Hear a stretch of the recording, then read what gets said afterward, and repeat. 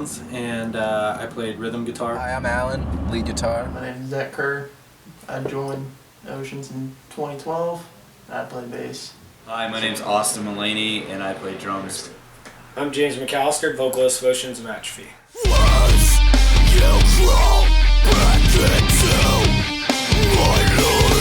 Well, I started playing guitar freshman year of high school. 7 years old, my mom bought me a little keyboard, and I used to play it all the time. I used to get in trouble, in fact, because I'd play it a little late on school nights. I started playing guitar when I was about like 13, 14. Found a guitar in my grandpa's attic, and it started there.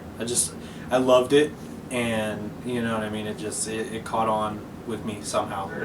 I started playing about 8 years ago. Probably about 8 years ago.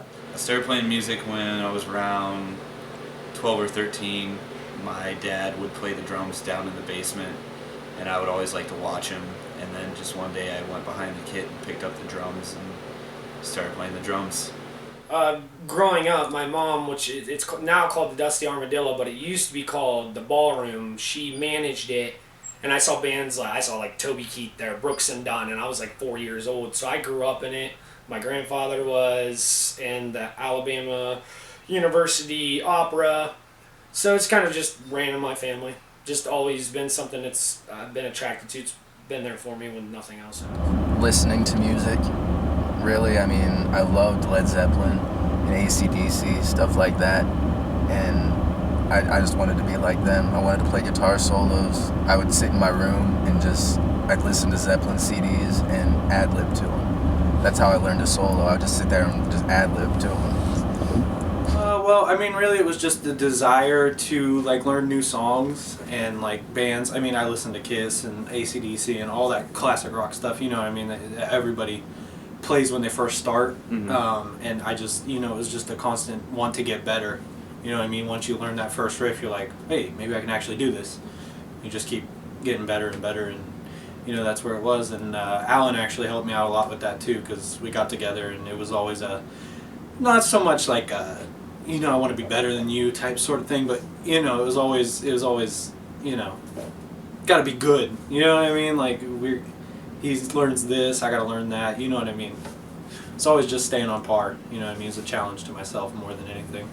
Around the time I was real big in AC/DC, and in my opinion, the backbeat of that band is driving, and that thumping bass in the back, I just really wanted that just to be just a driving force in some kind of music. So my dad would always listen to Metallica, Megadeth, and Slayer, and I guess I just fell in love with the aggressiveness of the songs and everything, and it just kind of pulled a heartstring. So that's why I fell in love with heavy metal. Because it's fun. It's the only thing that's entertaining to me. I can't listen to country or rap or anything like that and get a fun vibe out of it. I can't get any energy out of it.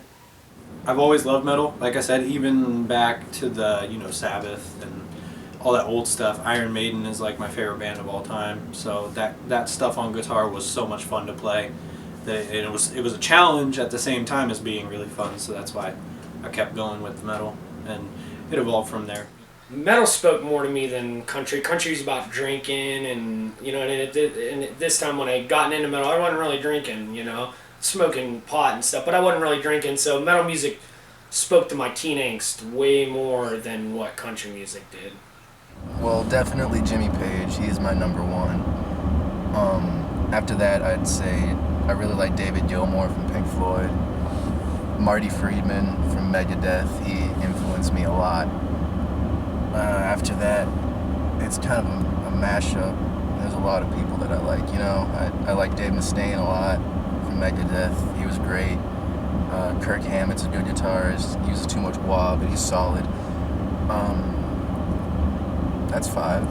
As far as metalcore is concerned, well, I have to throw Iron Maiden in there. They're not really metalcore, but their scales and playing style really affect everything that I do on guitar, because I know so many of their songs. That's where I learned everything on guitar.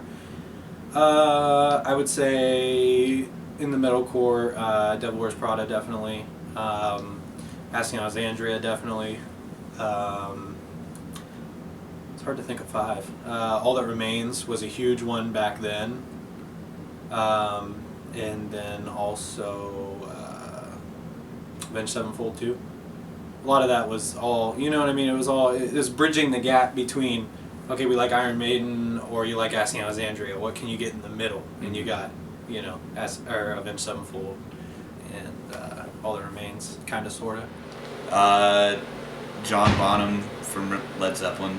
He was way ahead of his time. Metallica. I don't think I would have picked up a pair of drumsticks without Metallica, even though Lars Ulrich is a dickhead. Definitely Dave Grohl from Nirvana and the Foo Fighters. The Devil Wears Prada. They really helped me through a lot in high school. And Miss May I as well. My number one influence, like as far as vocally goes, is Davey Havok from A Fire Inside, hands down. Why? Because when I first found out about him was actually Tony Hawk Pro Skater. I heard it and I was like, oh, this is a little bit different. It's punk stuff. And I remember and his vocal range was just out of this world, and he would scream a little bit too, and I was like, man, I gotta be like this guy. So he just, everything about him just drew me towards him as far as, vocally. Now, metal band, I would have to say that drew me in to this style of music would be As I Lay Dying and From Autumn to Ashes. Because again, they're lyrically, I could connect with them. I've always been a big Timbaland bassist fan, and From Autumn to Ashes was more of a singing and screaming, kind of like a half and half type of thing. Less so like As I Lay Dying, where they're more straight up metal. But so I'd say those 3. So you got Davey Havok, As I Lay Dying, From Autumn to Ashes. My mother's a huge, and she's always wanted me to do music. She's always supported me in any type of music I've done, ever since I can remember. She was at my very first show I ever played at the Canfield Fair when I was like 17. So that would be my 4th. 5th influence now in how it's definitely the Devil Wears Prada, hands down. I have them on my arm for a reason. I kind of watched them grow up, in a sense, per se, and they were so much different at the time, and they just broke so many barriers and stuff. I'm not so much of a fan of them now as I used to be with the earlier work, but I would have to say that as far as like doing this style, like Ocean style and stuff, Prada, hands down. I'd have to say first Black Sabbath, because they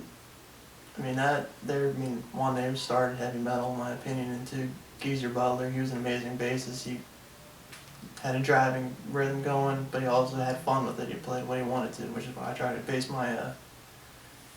my writing off of. AC/DC again, like I said earlier, they just driving. That's what I like. Slipknot, real huge to me. Just heavy and fast, love that. Mudvayne really got me into, a lot more, I guess you could say, technical type of playing. And Between the Buried and Me just furthered that, because they're just amazing, and that just really helped me out a lot. Close up! Touch it! Close up! Might be wrong on the exact date, but it was probably about like 2010-ish, somewhere around there. It was Brooke, Austin, and I. We all got together at Austin's house and kind of started jamming. And then we got our vocalist and started Corrupted Youth. My mom actually knew Brooke's sister, and so we met up one day, and we played a birthday party for Brooke on his 16th birthday at the VFW in Alliance, and that was actually the first time we jammed together. And I guess that was kind of like my audition, and I passed. And then after that, we formed Corrupted Youth, and then in like 2010, late 2010, we formed Oceans with James. It was kind of weird at first because, we when we started Corrupted Youth, it really wasn't even it was just a bunch of kids playing music, you know what I mean? We never took anything serious, and then when we did the search for a new vocalist, it was like, this is actually serious, you know what I mean? We gotta take ourselves seriously and act professional, well, to an extent. But, yeah, so that was different, and we brought James in, and, yeah, we definitely liked the way that he worked. That time, with me being a fan, coming from a fan's point of view, going to just about every Cut the You show, you know, you can tell, you know, it's just a bunch of kids getting together and just playing whatever they wanted. Fast, just going at it. And then when Oceans came about, you can tell there's a lot more structure going in, a lot more time being taken to write songs. And it just, you can just see improvement over every single song I wrote in Oceans. How I met you, or met, you know, the Oceans boys and everything was, we were called Dead, Destroy Everything at Dawn. And then that didn't work out, and Oceans picked me up. I was always usually older in all the bands I was in. I was always the oldest guy, for the most part. Not every band, but most of them. The age difference did not bother me at all because the musicianship was above what my age level was, even at that time, even at the beginning. It was a little awkward for me at first, just because, I mean, he was so much older than me, and I didn't know how to really act in front of a, you know, 23, 24-year-old. And, you know, it was just kind of awkward because I was the youngest. But after the first practice and everything like that, it really wasn't that bad. So I got over it real quick, and James and I actually became really close friends. Really, age doesn't really bother me at all. Age is just a number. Wink, wink. Shit. But yeah, no. James, I mean, it was all about who was going to be the best vocalist for the band, and James was definitely that. Well, the first song that anybody knows was The Catalyst. But we did write What's Your Favorite Scary Movie before that. And only like a handful of select people know that song even exists. But it was a pretty cool song, but not anywhere near as good as The Catalyst. So It was a unique song for sure. It's really different. Like, it changed a lot throughout the entire course of the song. But it was that song that kind of proved that we could kind of make our own unique sound and still make it audible for fans of like metalcore and metal music. really, The Catalyst was one of our weirder songs because it was like it was more thrashy, more upbeat, more, you know, less breakdowns. You know what I mean? It was because we were just coming out of the thrash metal into the metalcore that we started playing. So it was kind of a mixture of both. You got that little in between. There's a lot of harmonies on that particular song and a lot of rhythm, upbeat rhythms. So it's definitely different from any of the other songs we wrote. Lyrically, for me, my thought process behind it was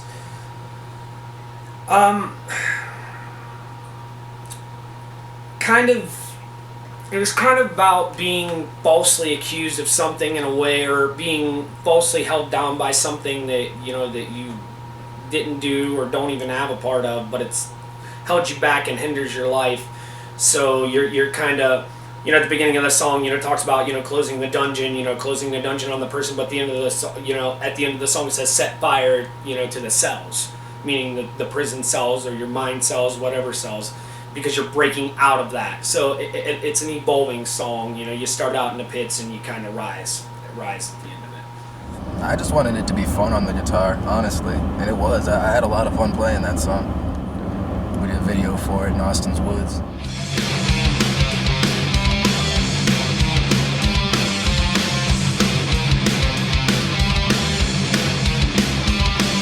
We recorded with David Unkenfer here in Sebring, Ohio, my hometown, at Studio 272. Recorded it live as a band all together, which is kind of a different process instead of layering, and that was really cool. I liked that aspect a lot. It was crazy. I mean, the first time we recorded, we'd never really done anything like that, and it was just like, you know what I mean, we were just a bunch of kids, you know what I mean, making crazy music, and it was like, it was kind of mind-blowing to watch, you know, the editing process, and, you know, watching you record drums in like a bathroom or wherever the hell you recorded them. You know what I mean? It was just this shit we did just to, you know, get music out. You know what I mean? But It was an awesome experience, and the CD, I thought at the time, you know what I mean, for what we had to work with, it was a very good CD that we ended up coming out with. It was hell. We first tried the click track, and I hated it. And I was like, no, let's not do the click track. We'll just ad lib it all. And as you listen throughout the EP, there are spots where there's like off time stuff, and we don't all match up. And you can blame that on me because that's kind of my fault. But it was interesting for sure. That's when I had to start learning, playing to a metronome and everything. So it was a learning experience, and it made me a better musician in the long run. The Sapia EP, after, because again, this is the first EP after Corrupted Youth. And coming from Corrupted Youth to the Sapia EP, it was really a nice transition. It still had the same, they still had the roots that they had from Corrupted Youth, but they also, you can tell where they were going and that they were just maturing as a band themselves. And I have to say my favorite song off that EP is either Think Green, Recycle People or Wolver Brimley. Just because both those songs, they just kind of get me going.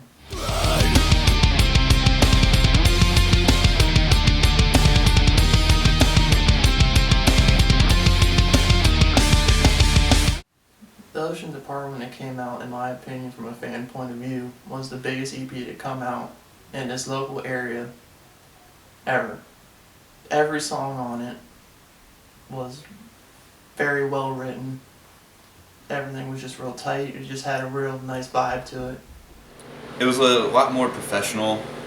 Alex Knappenberger was a hell of a producer, and he would kind of give input on all our songs. Like, this sounds good here, and I really don't like this. Like, we need to change that. So he was really professional.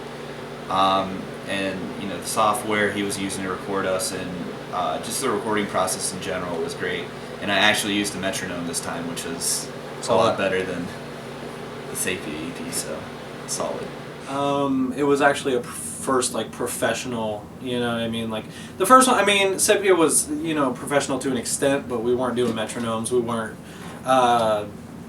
taking it real into detail, and we really had no clue what we were doing. But that second go around with the Oceans Apart EP, we really came into our own and learned about a lot as musicians and about studio musicians, as to, how to record, how to use metronomes, how to use different effects, keyboards, more stuff like that. Just the recording process in and of itself. We didn't really learn much about the first time, and the second time through we really learned how it works. We layered Oceans Apart, which was different, but I liked it a lot. It was cool layering the guitars in and really being able to pick and kind of tweak at things. And the whole process was I think it was more fun doing Oceans Apart, honestly, because we were a little bit older. And loved him. I loved everything about Alex. He was very, if a scream was raw or he didn't like it, he'd be like, you need to redo that, or why don't you do this? He wasn't just a producer to collect your, money, or, oh, hey, click, record. He seriously wanted the best product that we were able to put out. So I liked the experience wholeheartedly with Alex. I think all of us brought our own unique twist to each song, and I felt like James's lyrics were more personable and relatable than the Sapia EP. I'd say because it was different. We tried really hard to make sure that every single song on that EP was different, and people like that sometimes, I guess. Sometimes they don't, sometimes they do. My favorite song off that was Pathetic I Am. I just love the speed of it, just in your face, just go get it, metal. That's rough. I mean, obviously Toby Has a Hammer for an Arm was a great song, and it was a lot of fun to play every single time we played it. That's definitely one of my favorites. After that, I mean, The Pathetic I Am was great too. I love The Pathetic I Am. It was heavy. I would have to say my favorite song was probably Do Alligators Alligate. Alligators, because it was fucking stupid.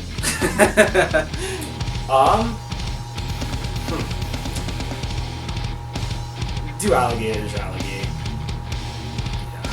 Yeah. I would have to say because lyrically I impressed myself writing the lyrics for that song. I look back at them and I'm like, I came up with that? You know, no way. So lyrically, and the guitar work and the drum work in that song are my favorite on that EP, and it's also the heaviest song that I can just get in there on stage to. Song's retarded on guitar, drums, vocals, the whole 9 yards is just a stupid song, and I don't know what the hell we were thinking when we wrote it, but it turned out awesome. The song's so brutal. I mean, every aspect of that song is just relentless, and the bridge in that song where Alan plays and then it just comes back in with everybody is such like a cool like headbanging part, and it gets me pumped up. So I really love that song. That song is a very tough song to write in general, but I think that's our best song. It'd be a CD. That's the only thing I'd change. It wouldn't be an EP, it would be a CD. Like a It'd be full it'd be length. a 10, 12 track CD. Goodbye. Track 5. First of all, I have the utmost respect for the young lady that the song was written about. But I didn't write any of the lyrics. I do not like doing song. I don't mind having other people write lyrics for songs and stuff as long as I can write some of the lyrics. I wrote none of the lyrics, so me singing that song was like, you know, I also didn't know the young lady very well, so it was hard for me to relate to the. I don't like to sing something I can't really relate to on an emotional level. So ultimately, Alan ended up singing it, and I mean, it wasn't like it was a bad track or anything, but it didn't fit our CD. It just kind of was just like, what's this? You know, all right, that's cool and everything, but I think maybe it should have been a single or something we put out or something. Maybe not on the CD itself. No offense to Rachel, I love you, but we would have cut that piano part out of Toby just because it didn't really fit. I mean, if anything, she probably would have fit more on the song that we did for Shannon than on that, but you know what I mean. It was cool at the time, and it's definitely different when you listen to it. It's like one of those, wait, we played it this way live, but then you listen to it on the CD and it's like completely different. But definitely, I mean, I would definitely change that. But that's about it. At the very beginning of Toby Has a Hammer for an Arm, I miss a kick drum hit, and it always bugs the shit out of me. And I know a lot of people can't hear it, but I can hear it every time the song is played. So if I could go back and just record that one section better, I definitely would do that.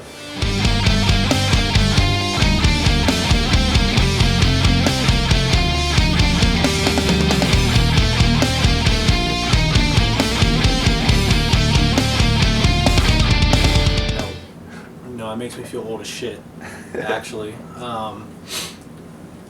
Yeah, I mean, I remember back when we were like writing the songs. You know what I mean? It was crazy that to think 5 years later that, you know what I mean, everything that's happened, but those songs still stayed, and to see from beginning to end where the song was when we started, and then the like pieces and parts that we changed. It's really crazy to see how those songs end up, and you're so used to them, and then when you hear it off a video or something when we played it different back in the day, it like blows your mind because you're like, we used to do it that way, but then you know it as this way because we've been playing it that way for so many years. Oh, not at all. not in the slightest. It's been a fast 5 years. Some days yes and some days no. But ultimately, no, it's not at all. It makes me think, like, wow, that's been out for 5 years. Because we could release that today and we would still be relevant. It seems like 10 years, really. It just seems so long ago, but it wasn't. It was released. No, not at all. It doesn't seem like 5 years. It seems like yesterday that the guys were coming over and getting ready, you know, packing up all their shit, and then we went to Canton and recorded that EP. It doesn't seem like 5 years at all. There is not one reason. There are so many reasons. We were all drifting apart. Everybody's kind of going in their own separate ways, you know. We got, you know, Austin in school. Brooks working more, you know, working full time. Alan's working full time. Squeak was working full time, and I do believe he was expecting at the time. I want to say that we broke up. Yeah, I'm pretty sure he was expecting. Yes, so I think there was a lot of reasons behind it. I had a bad breakup, which contributed to it because she was an intricate part of the band in a sense of supporting us, and I think a lot of things kind of got misconstrued when that relationship had ended. I think that a lot of things were said, out of context or that weren't even true, that put things in other band members' minds and stuff, and they kind of thought that I was somewhere that I really wasn't. So, I mean, like I said, there's not one reason why it ended. I think it needed to end, to be honest with you. It wasn't as abrupt as it appeared on the outside, honestly. I mean, things kind of just all came together to a point, and once that happened, it blew up pretty quick. Well, I mean, I'm sure everybody would have a different opinion about this topic, but I mean, it was just tensions. It was so much of just doing the same thing over and over again and not getting anywhere. Tensions, differing opinions just tore it apart in the end. I don't blame any one person. It was a collective thing. All five of us, you know what I mean? At the end, just grow apart. At a time in life, it comes a point where you need to change, and that was definitely it. At the end of there, you know what I mean? It was just differing musical styles and was the demise, unfortunately.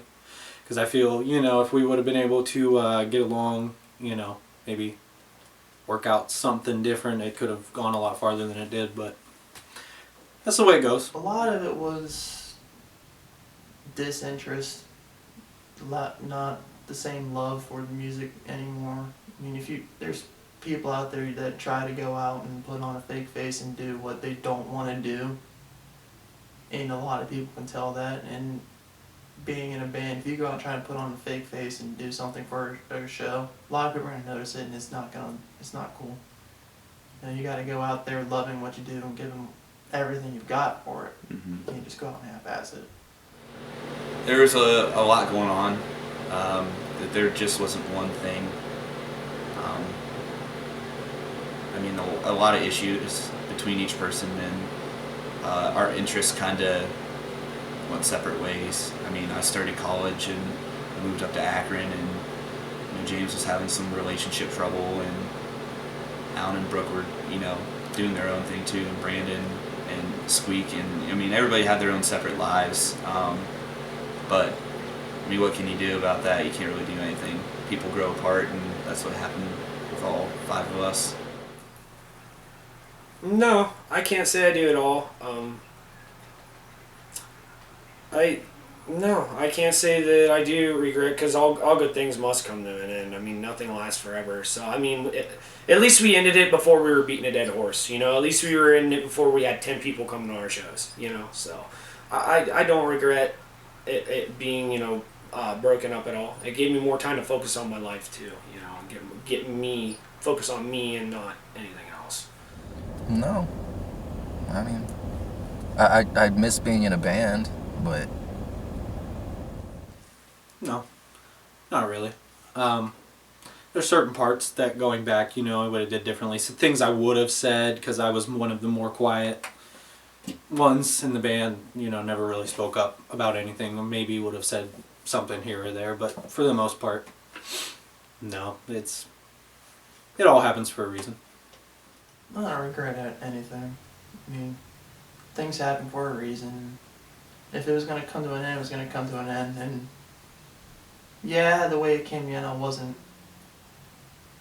happy with it, but I mean, I guess, things happen. Out of your control, you can't handle it. There's some things that I said, and there's some moments that I wish I could take back, but I don't necessarily regret them, because your past makes you who you are today, and I don't regret anything. I just wish I could take some things I said back. My plans for the future, I want to, keep bettering myself as a bassist, as a musician. And in 5 years, I see myself hopefully just 5 years ahead, skill-wise, writing-wise, just a much better player than I am now.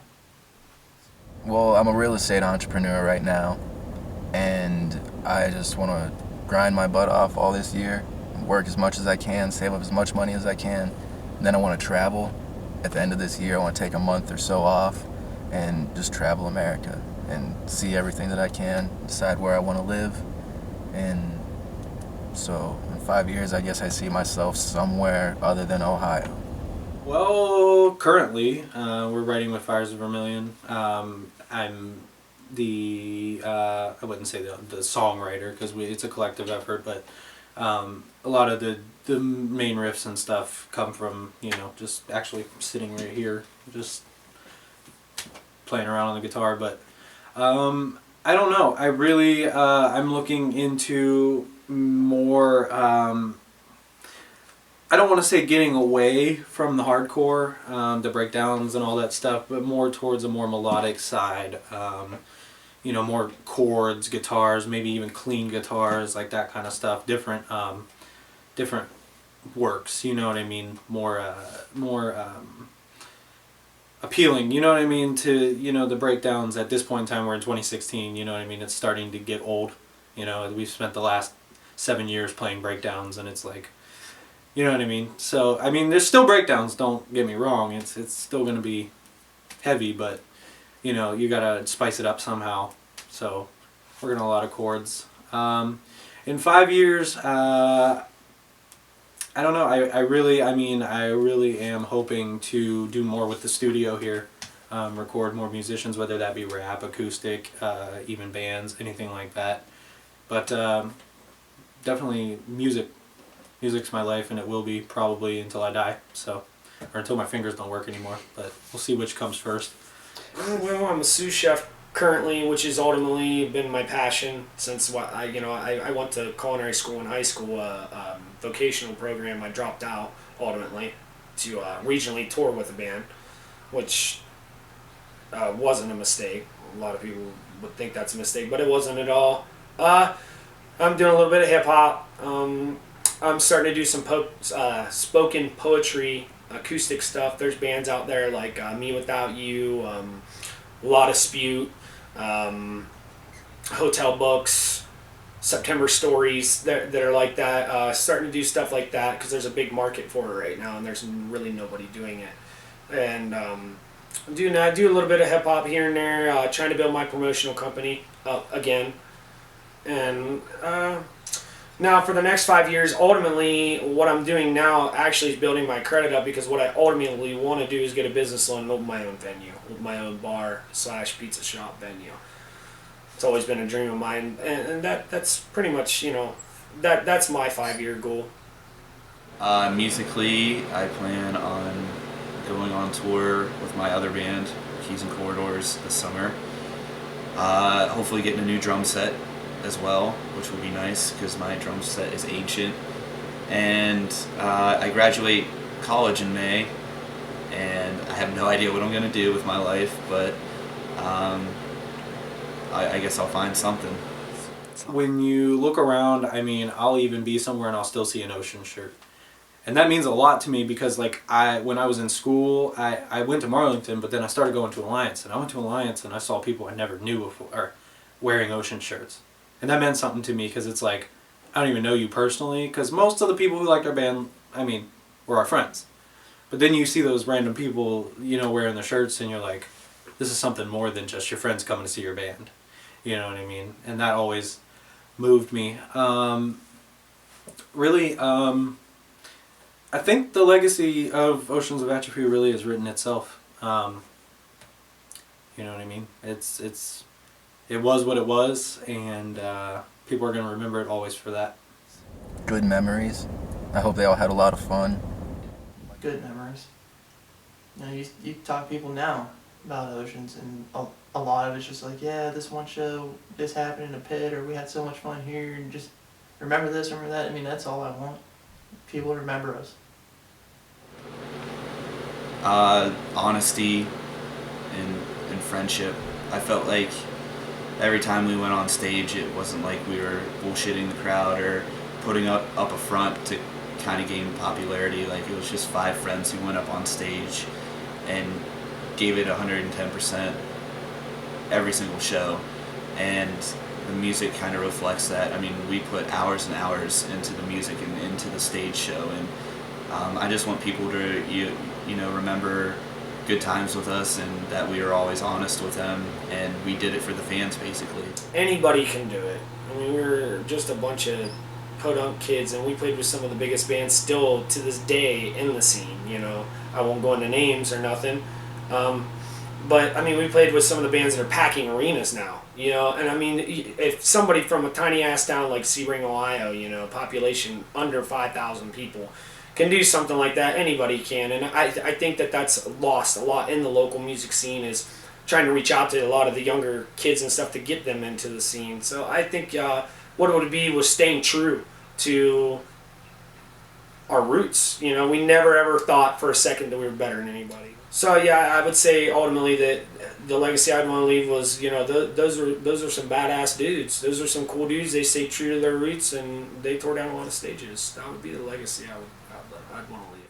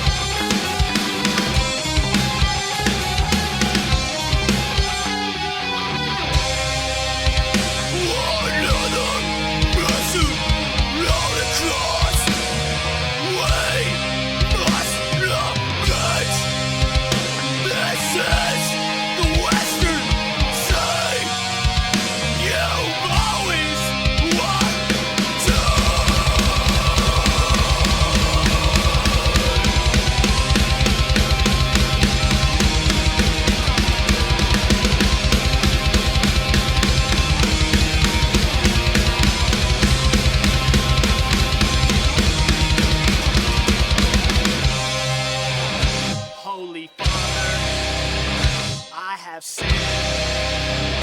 Holy Father, I